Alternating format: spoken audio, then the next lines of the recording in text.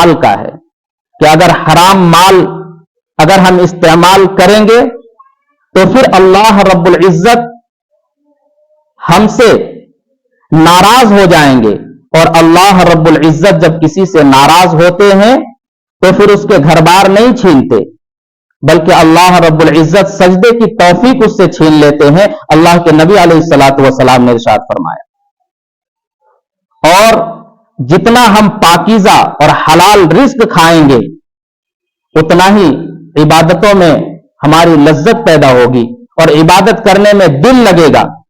اور یہ حلال مال کا کھانا اور حلال مال کھانے کے لیے یہ کتنی بڑی چیز ہے اور کتنی اہمیت والی چیز ہے کہ اللہ رب العزت نے انبیاء کرام علیہم الصلوۃ والسلام کو ارشاد فرمایا، یا ایھا الرسل کلوا من الطیبات واعملوا صالحا، کہ انبیاء کی جماعت پاکیزہ رزق کھاؤ، پاکیزہ رزق کھاؤ، حلال رزق کھاؤ، اور واعملوا صالحا، اور نیک اعمال کرو۔ مفسرین کرام ارشاد فرماتے ہیں کہ اگر کوئی پاکیزہ رزق کھاتا ہے، حلال مال کھاتا ہے، تو اس سے عبادتوں میں اس کی لذت پیدا ہوتی ہے اور عبادت کرنے میں اسے مزہ ہے۔ تو اپنے مال کو نمازوں میں دل نہیں لگتا، روزے رکھنے میں دل نہیں لگتے، پردہ کرنے کا دل نہیں کرتا، اور آوارہ زندگی گزارنے کا دل کرتا ہے، طرح طرح کے گناہ کرنے کا دل میں خیال پیدا ہوتا ہے، تو اس کی ایک ہی وجہ ہے کہ ہمارا رزق حلال نہیں ہے، ہمارے کھانے پینے کی چیزیں حلال نہیں ہے۔ اس چیز کا ہم خود بھی خیال کریں کہ اگر ہم بھی کہیں سے لائیں کوئی چیز تو پھر اس چیز کا خیال کریں کہ حلال ہو، پاک ہو، طیب ہو۔ اور اگر ہمارا شوہر لا کر کے دے رہا ہے تو ہماری ذمہ داری ہے کہ ہم ان سے پوچھیں کہ آپ کے پاس اتنے پیسے آئے کہاں سے؟ آپ کی آمدنی تو مہینے کے 10,000 روپے ہیں، اب آج 20,000 کہاں سے لائے؟ یہ 10,000 کا حساب کی ذمہ داری آپ کی ہے۔ آپ ان سے پوچھیں کہ 10,000 آپ کے پاس کہاں سے آئے، کہیں حلال کہیں حرام مال تو نہیں لے کر کے آئے؟ یہ آپ کی ذمہ داری ہے۔ آپ ان سے پوچھیں، خود بھی کھائیں، اپنے بچوں کو بھی پاک اور حلال مال کھلائیں، اور اپنے شوہروں کو بھی حرام مال کمانے سے حفاظت کریں اور ان کو منع کریں، اور ان کی دیکھ بھال آپ کی ذمہ داری ہے۔ اب اسی طریقے سے اگر ہماری دعائیں قبول نہیں ہوتی ہے، ہم روتے پھرتے ہیں کہ ہم اللہ سے مانگتے ہیں، بہت کچھ مانگتے ہیں، لیکن اللہ رب العزت دیتے نہیں ہیں، اس کی وجہ کی طرف اگر ہم غور کریں گے اور دیکھیں گے تو ہمیں پتہ چلے گا کہ ہماری دعائیں جو قبول نہیں ہو رہی ہے، اس کی وجہ یہ ہے کہ ہمارے پیٹ میں حرام مال ہے، ہم نے حرام مال سے اپنے جسم کو پال رکھا ہے، اور ہمیشہ کھانے میں اپنے حرام مال کو ہم نے شامل کر لیا ہے، جس کی بنا پر ہماری دعائیں قبول نہیں ہوتی ہے۔ بلکہ حضرت عبداللہ بن مسعود رضی اللہ تعالی عنہ فرماتے ہیں کہ اللہ کے نبی علیہ الصلوۃ والسلام سے پوچھا کہ اے اللہ کے نبی علیہ الصلوۃ والسلام، میں چاہتا ہوں کہ میری دعائیں قبول ہونے لگ جائے، تو میں کون سے کام کروں؟ تو اس وقت، بلکہ یہ حضرت سعد رضی اللہ تعالیٰ عنہ کی روایت ہے، حضرت سعد رضی اللہ تعالیٰ عنہ نے اللہ کے نبی علیہ الصلوۃ والسلام سے پوچھا کہ اللہ کے نبی علیہ الصلوۃ والسلام، میں چاہتا ہوں کہ میری دعائیں قبول ہو، اللہ میری باتوں کو سنے اور میرے کام بن جائیں، اللہ رب العزت ہماری مدد کریں، تو میں کیا کروں؟ تو اللہ کے نبی علیہ الصلوۃ والسلام نے فرمایا، یا سعد اطب مطعمک تکن مستجاب الدعوات۔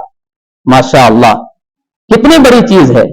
ایک ہی بات میں اللہ کے نبی علیہ الصلوۃ والسلام نے حضرت سعد رضی اللہ تعالیٰ عنہ کو سمجھا دیا، اس پر اگر ہم بھی عمل کر لیں گے تو ہماری بھی کامیابی اس میں رکھی ہوئی ہے۔ اللہ کے نبی علیہ الصلوۃ والسلام نے ارشاد فرمایا کہ سعد، پاکیزہ مال کھاؤ، اطب مطعمک، پاکیزہ مال کھاؤ، حلال مال کھاؤ، تکن مستجاب الدعوات، تم مستجاب الدعوات بن جاؤ گے، یعنی تمہاری دعائیں قبول ہونے لگ جائے گی۔ اور ایک حدیث پاک میں اللہ کے نبی علیہ الصلوۃ والسلام نے ارشاد فرمایا، جس کے راوی حضرت عبداللہ بن مسعود رضی اللہ تعالی عنہ ہے، وہ فرماتے ہیں کہ رزق حلال کا طلب کرنا، رزق حلال کا حاصل کرنا، رزق حلال جو آئے ہمارے پاس اس کو کھانا اور اس کو अपने लिए बेहतर समझना, ये क्या चीज है? रिस्क हलाल का तलब करना, रिस्क हलाल को ढूंढना, रिस्क हलाल कमाना, ये अल्लाह रब्बुल इज्जत के फर्ज करदा फरीजों के बाद एक फरीजा है। यानी नमाज, रोजा, ज़कात, हज, ये अल्लाह का एक फरीजा है। उन्हीं फरीजों के बाद दूसरा फरीजा अगर कोई है तो वो रिस्क हलाल का तलाश करना है। और ये मर्दों के जिम्मे है, औरतों के जिम्मे में ये नहीं है कि वो माल कमा करके लाए, बल्कि माल कमाने की जिम्मेदारी जो है वो अल्लाह रब्बुल इज्जत ने मर्दों के ऊपर रखी है। इसलिए आप अपने घर को संभालें और अपने शोहरों की इज्जत करें, उनका एहतराम करें और उनका हर तरीके से ख्याल करें, ताकि वो सुकून के साथ अपने घर में रहे। जब बाहर जाए तो फिर इसके हलाल की फिक्र करे। इसकी जिम्मेदारी अगर हम घर में परेशान करेंगे तो फिर वो जाएंगे, उनका दिमाग काम नहीं करेगा, फिर उन्हें पता नहीं चलेगा कि हम कौन सा माल कहां से लाएं। इसलिए कि बीवी की फरमाइशें इतनी है और हमारी आमदनी इतनी है, तो फिर वो आमदनी की वजह से परेशान होगा कि हमारी आमदनी कम है और बीवी की फरमाइशें ज्यादा है। इसके बिना पर वो हलाल और हराम में तमीज करना छोड़ देगा और इसका जो है नुकसान हमें भी होगा। इसलिए जरूरत इस बात की है कि हम हलाल माल को तरजीह देवें और हराम माल से बचें। अब इसी तरीके से हलाल माल के खाने की फजीलतें बहुत ज्यादा है कि उससे आदमी मुस्तजाब दावत बन जाता है।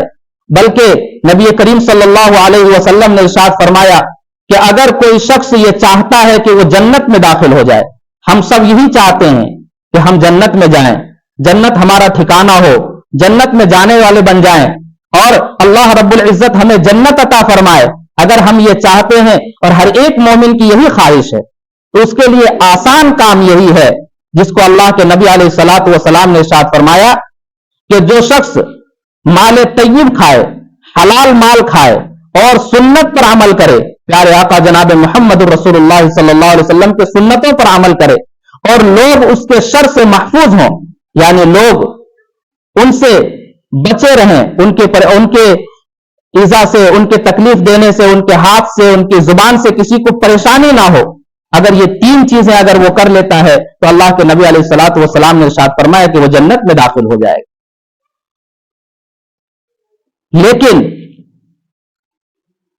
हलाल माल खाने की बहुत सारी फजीलतें हैं कि इससे आदमी मुस्तजाब दावत भी बन जाता है, जन्नत में भी दाखिल होने का जरिया है, इबादतों में भी लग जाता है।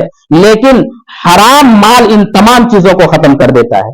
जन्नत में जाने से भी रुकावट, उनकी दुआएं भी कबूल नहीं होती और इबादतों में भी दिल नहीं लगता है। और इसकी वजह यह है कि उसके पेट में हराम माल जाए और हराम माल में भी बहुत सारे माल हराम हैं। उन्हीं हराम मालों में से एक माल सबसे ज्यादा जो हराम है, सबसे ज्यादा हराम है, वो माल है सूद, जिसको हम लोग आज सूद कहते हैं, रिबा। ये सूद सबसे ज्यादा सख्त हराम माल है। इससे ज्यादा सख्त हराम माल कोई और दूसरा नहीं है। इसलिए और हम लोग इस सूद के मामले में मर्द लोग जहां मुलविस रहते थे, मर्द लोग जहां लगे रहते थे, आज अगर देखा जाए तो हमारी माएं और बहनें भी सूद में बहुत आगे बढ़ चुकी है और सूद ले रही है और सूद के गुनाह में हमारी माएं और बहनें भी मुलविस हो रही है। इसलिए और वो कौन सा सूद है हम लोग बखूबी जानते हैं। हमारी माएं बहनें इतनी आई होगी जिन्होंने ये ले रखी होगी, तो उनमें से एक सूद जो हमारे घरों तक पहुंच चुकी है वो है दीदी लोन। जो एक शख्स आता है और हमारी माओ बहनों को जमा करता है, कुछ पैसे देता है और फिर हर महीने आकर के वसूल करता है, इसे दीदी लोन कहते हैं। अब इस लोन में जरा हम गौर करें कि इस लोन में हमारी माएं और बहनें किस तरीके से मुलविस है। इसलिए हमारी माएं बहनें, अगर हम चाहते हैं कि अल्लाह रब्बुल इज्जत हमें जन्नत अता फरमाए और इबादतों में हमारी दिल लग जाए, तो सबसे पहले जरूरत इस बात की है कि जो दीदी लोन में हम सब मुलविस हैं वो खुद भी बचें और अपनी माएं और बहनों को भी बचाने की फिक्र करें, अपने बहनों को भी बचाने की फिक्र करें।